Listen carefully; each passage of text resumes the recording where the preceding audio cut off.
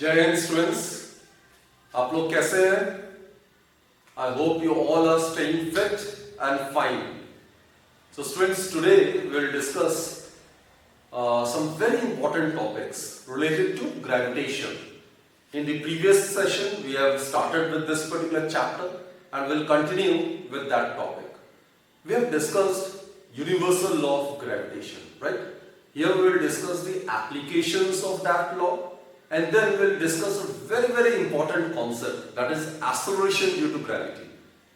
Thereafter, in this session, we will try to find out the value of acceleration due to gravity on the Earth's surface and then on the Moon's surface as well, right? So, let me recap the law of gravitation. Students, what we have discussed was, law of gravitation is applicable for any two material bodies. This law is applicable for any two material bodies.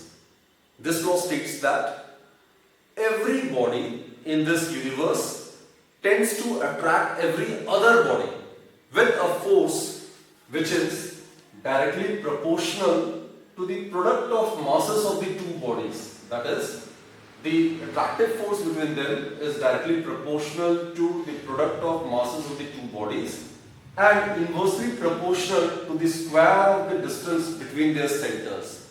That is, it follows inverse square law. And that is, F is inversely proportional to the square of the distance between the center of the two bodies.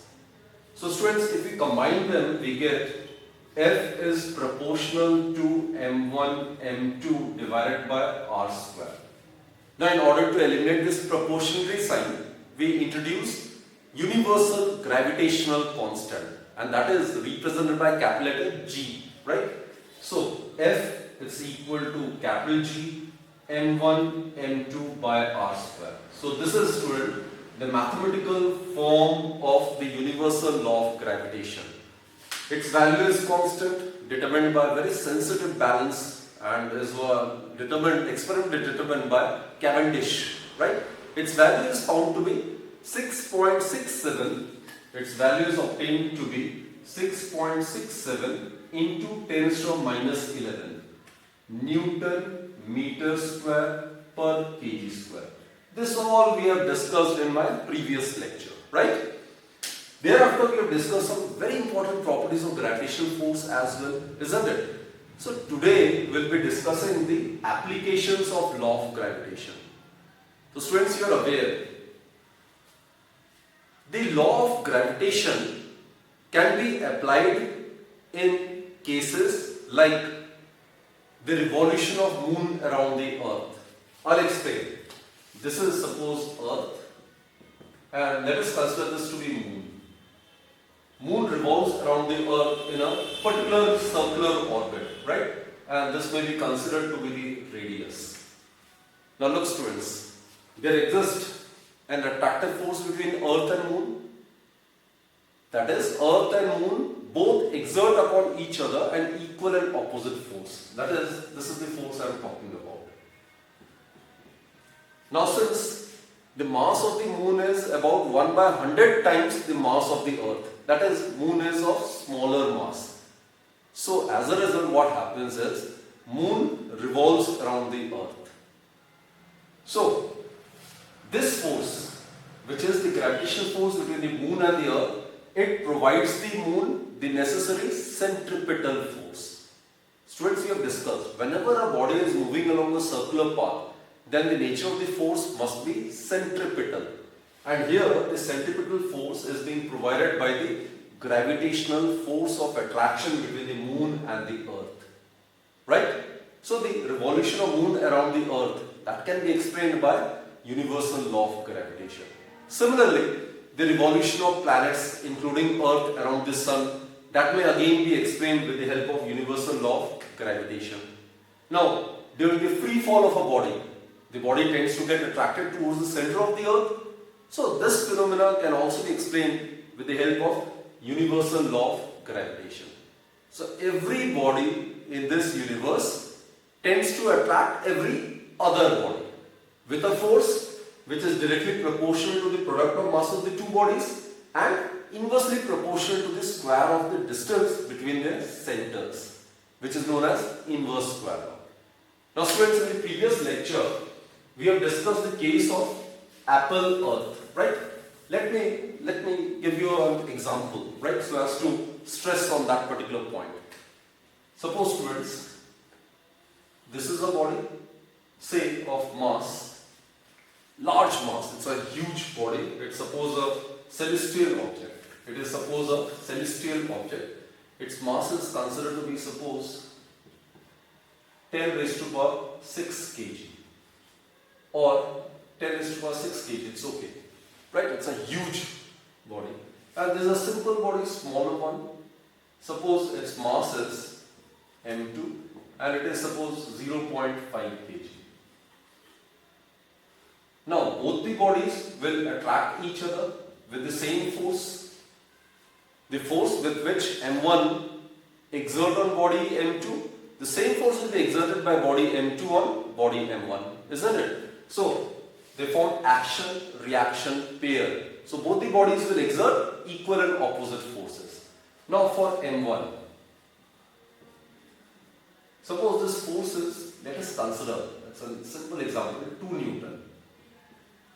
So they are exerting each other, or they are interacting with each other with a force of 2 Newton, say. So for m1, which is huge mass, what will be the acceleration produced? It will be equal to F divided by m1. I am making use of the consequence of Newton's second law, which is force is equal to mass into acceleration, right? So what will be the value? Force is 2, mass is 10 raised to power 6. So it will be 2 into 10 raised to power minus 6 meter per second square, which is negligible. It is 0.000006, which is very small. It is 0.000006. It is very small indeed. It is almost 0, right? What about mass m2? The acceleration produced in mass m2 would be F divided by m2. Both are exerting upon each other an equal and opposite force. So the force is constant. So it is 2 divided by what is the mass of the second one? That is 0.5. So it will be equal to 4 meter per second square. Therefore, A2 is very large as compared to A1. A1 is almost negligible. So students, what we have discussed was, in the case of apple earth, both apple and earth exert equal and opposite force upon each other. But the apple falls down to the earth and we don't see the earth moving towards the apple because the mass of earth is very large. So the acceleration produced in the earth is almost negligible. So it is the apple which gets attracted towards the earth. Clear, students? So in the case of earth moon, earth acts as a source mass. Its mass is much more as compared to moon. So moon revolves around the earth. In the case of earth sun, sun is huge. The mass of sun is about 10 raised to power 6 times greater than that of the mass of the earth. So in the sun earth system, it is the earth which revolves around the sun. Understood, student? So although both the bodies, whether lighter or heavier, they exert equal and opposite force upon each other, but the acceleration produced in a heavier body is much less as compared to the acceleration produced in the lighter body. So all these phenomena, the revolution of moon around the earth, the revolution of planets including earth around the sun, the free fall of a body, then the formation of tides due to sun, the formation of tides due to moon, these all are the phenomena which can be explained only and only with the help of universal law of gravitation. So students, these were some of the applications of law of gravitation that we have just now discussed, right? Okay, now let's concentrate on the other very important topic, and it is the acceleration due to gravity. We all are aware of the term acceleration, isn't it? We all are aware of the term acceleration. So here we are going to discuss acceleration due to gravity. Acceleration due to gravity. And students will represent acceleration due to gravity by small letter g. It will be represented by small letter g. Remember, there's a difference between capital letter G and small letter g. This capital G, it represents universal gravitational constant, right? While small g, we will make use of small g to represent acceleration due to gravity. Now students, let's discuss the acceleration theoretically. Now look, in case we consider a body to be under the influence of force of gravitation alone, then what happens is, if we release a body from a height, then it will fall downward, isn't it? Why? Because it will experience a gravitational force due to which it will get attracted towards the earth, right? In this case, when the force is acting on the falling body, then that force won't produce any change in its direction of motion. The body will keep falling along the same straight line. So it is a one-dimensional motion. But the gravitational force acting on the body will bring about a change in the magnitude of its velocity. So what I mean to say is that, suppose this is Earth and a body is made to fall, or a body is made to release from a height, right? It is simply released like this. It is released. So its initial velocity is 0. Now as it approaches the Earth, its velocity will keep on increasing. And velocity increasing means its magnitude will increase. It will keep on following the same straight path. So it will follow the same straight path. But as it falls downward, its speed keeps on increasing. That is being represented by the arrows with increasing length. And students, at the instant when the body strikes the ground, its velocity is maximum.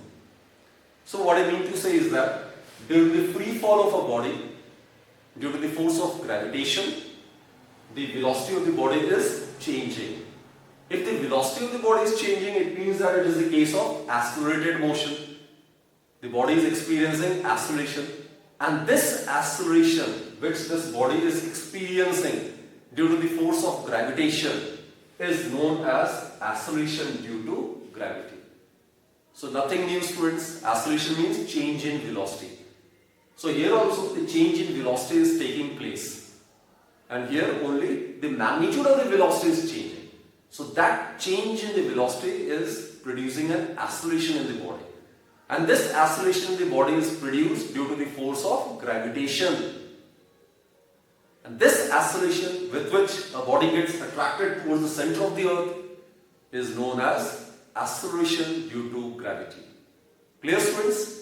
So we generally represent acceleration by small letter a.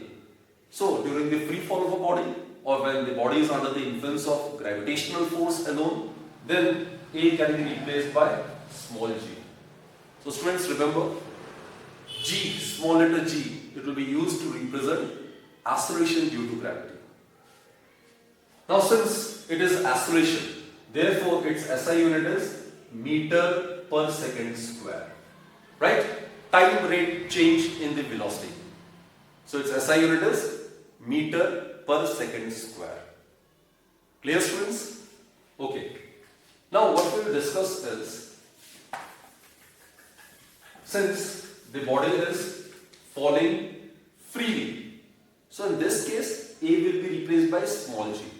So we have discussed the equations of motion, students. All the equations of motion are valid in uniformly accelerated motion. Clear? So during the free fall of a body, we will discuss these two cases. During the free fall of a body, remember u is 0. Initial velocity, just a body is released, so initial velocity is 0. A will be plus g, because it is getting attracted towards the earth. So acceleration due to gravity is along the direction of the motion. So its speed keeps on increasing. So it will be plus g. So what will be the first equation of motion then? Usually it is v is equal to u plus at. Here it will be v equals to u plus gt. In case the ball is released, u will be equal to 0. In case it is imparted some initial velocity, then you will have some finite value, right? What is the second equation of motion? It is s equals to ut plus half at square. So over here it will be s equals to ut plus half gt square. Simply in place of a, substitute as g. Third equation is 2as is equal to v square minus u square. Over here you will write 2gs is equal to v square minus u square. So these are the three equations we will be using when a body is under the influence of gravity. Clear, students? Remember, during free fall, if the body is released, then its initial velocity would be 0. You can substitute the value of u as 0 in case the body is released from a height. But in case from a height the body is given some or imparted some initial velocity, then you will have some finite value. Clear, students? Similarly, when a body is thrown in the upward direction, in this case the body is coming downward.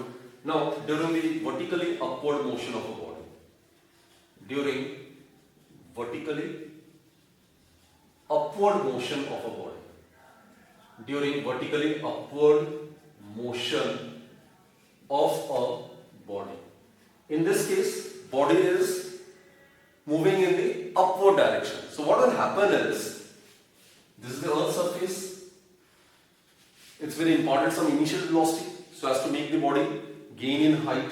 So initial velocity would be maximum. But now look, gravity will act in the downward direction, isn't it? But the direction of motion of the body thrown vertically upwards is opposite to the direction of gravity. So as a result what happens is, it will be the case of retardation. So its magnitude of velocity, that is speed, will keep on decreasing and eventually it will reach the highest point, and at the highest point its final velocity would be 0. Please remember this point.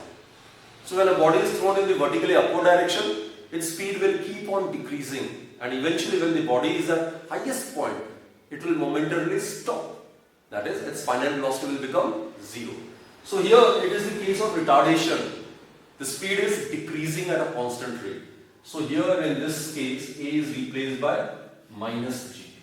Clear, students? So here the three equations will become v is equal to u minus gt, s would be equal to ut minus half gt square, and the third one would be minus 2gs is equal to v square minus u square. And later on, in case the highest point is considered to be the final point, then the final velocity v can be substituted as 0. Have I made myself clear, students? So while dealing with numericals based on gravitation, we will be making use of this concept. Clear? So we are over with applications and we are over with acceleration due to gravity as well. Clear? Acceleration due to gravity is the acceleration with which a body gets attracted towards the center of the earth. Right? Okay. Next is, we'll try to find out the value of acceleration due to gravity on the earth's surface. And for this we need to get the expression for the acceleration due to gravity. Right? Now what to do is, expression for g, expression for acceleration due to gravity. This is our article.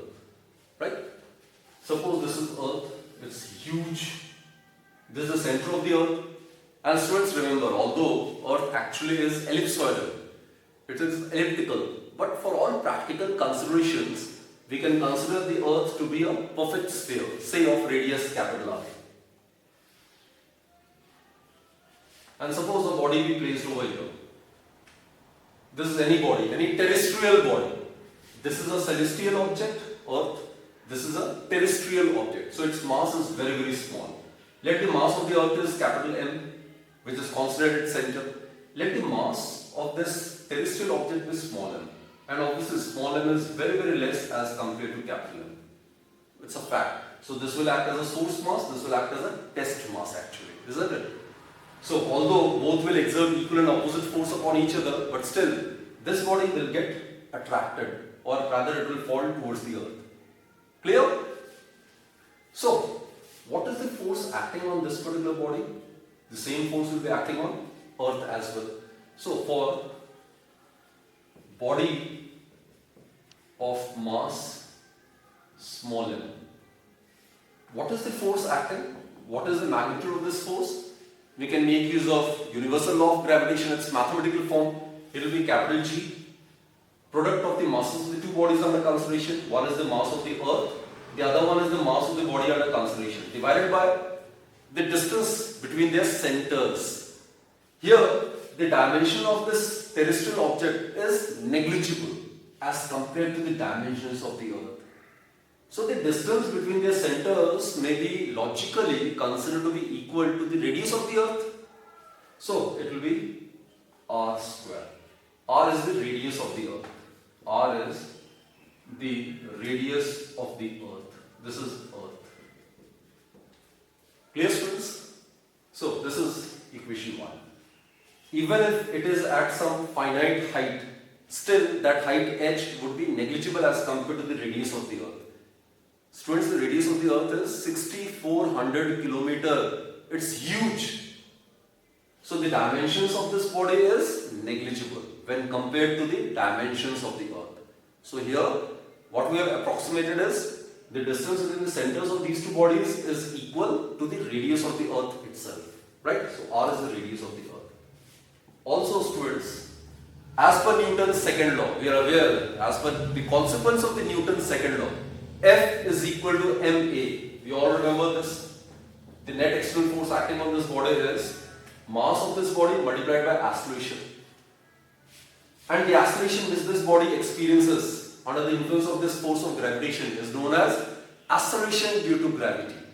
So in place of this A, we will replace this A with acceleration due to gravity. Just now we have discussed, isn't it? The acceleration with which a body gets attracted towards the center of the earth, that is known as acceleration due to gravity of earth. Right? So from 1 and 2, what we get is mg, it's equal to g capital M small m divided by r square. M get cancelled. So the expression for the acceleration due to gravity is small g equals to capital G capital M divided by r square. Students, this is the expression for the acceleration due to gravity at a point on the earth's surface.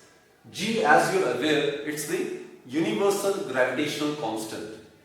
Capital M is, here we are considering the earth, so capital M would be the mass of the earth, which is the source mass. R is the radius of the earth. So substituting the value of M, R and G, we can easily determine the numerical value of acceleration due to gravity. So this is the value of acceleration due to gravity on the earth's surface. Is it clear? So what we have concluded is the acceleration which a body experiences, with which it exerts force and which with it falls or gets attracted towards the center of the earth, it is independent of the mass of the body. So small g, it is independent of the mass of the body. It simply depends upon the mass of the planet or mass of the heavenly body under consideration. In this case, obviously it is Earth. Clear, students? So acceleration due to gravity, it depends upon the dimensions of the planet under consideration. It do not depend upon the mass of the falling body. Right? So what I mean to say is that if two bodies, a lighter one, suppose this is the ground, earth surface, and this is a lighter body and this is a heavier body. It can be considered to be a feather, lightweight feather, and this may be considered to be a huge body. Suppose its mass is 1 ton. Both are dropped from the same height.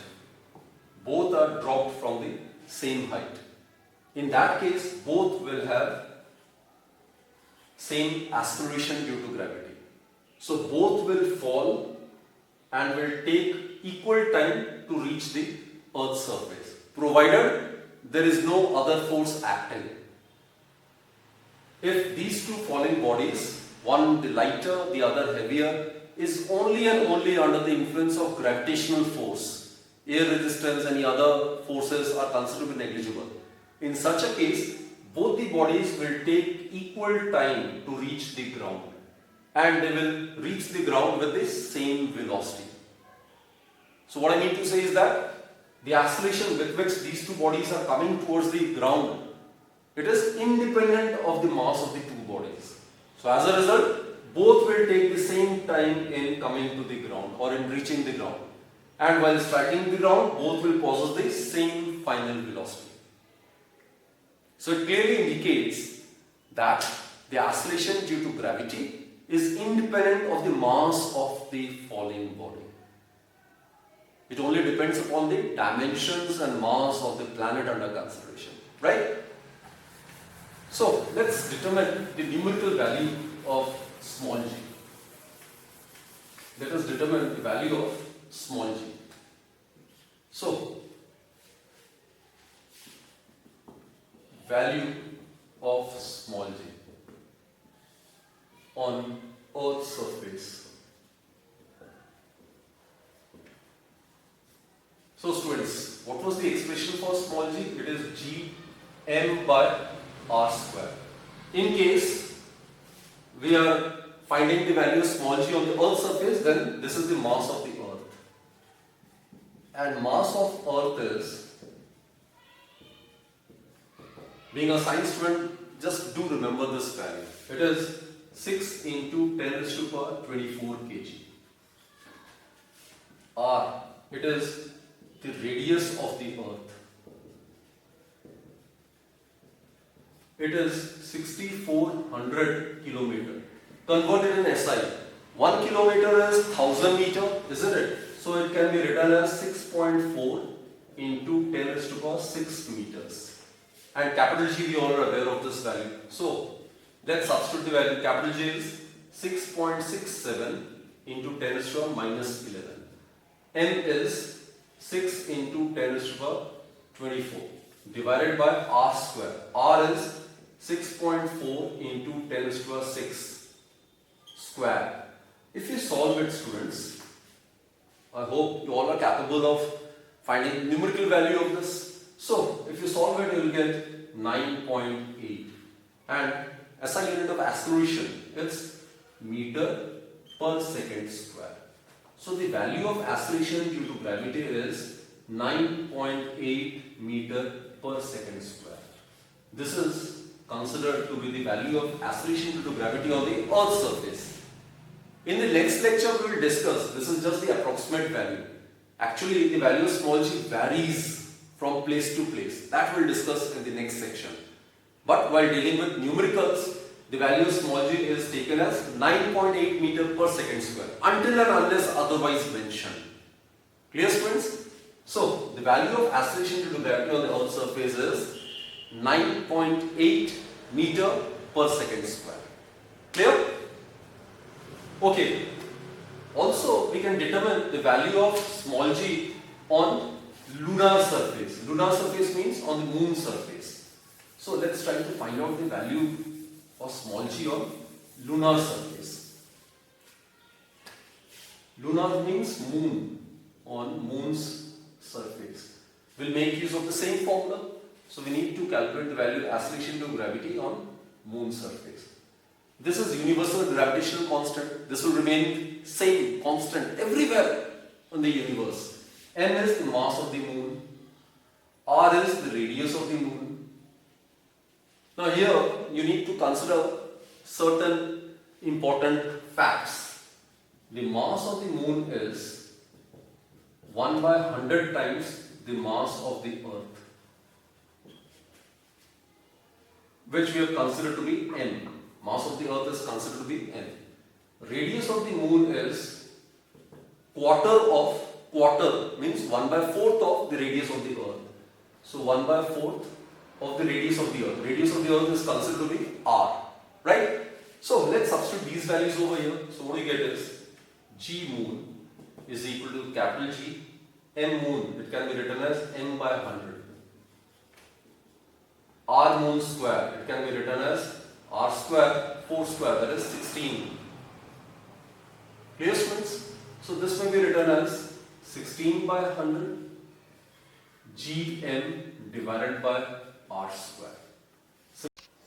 So students, what we get is 16 by 100, that will be roughly 1 by 6, isn't it? So what we get is G moon, it is equal to or approximately equal to 16 6 are 96. So approximately it can be taken as 1 by 6 Gm divided by r square. Now students, look, m is the mass of the earth, r is the radius of the earth. So Gm divided by r square will be the value of acceleration due to gravity on the earth's surface. That we have represented by small letter g. So it is equal to 1 by 6 of g. Therefore, students, there is a very important result.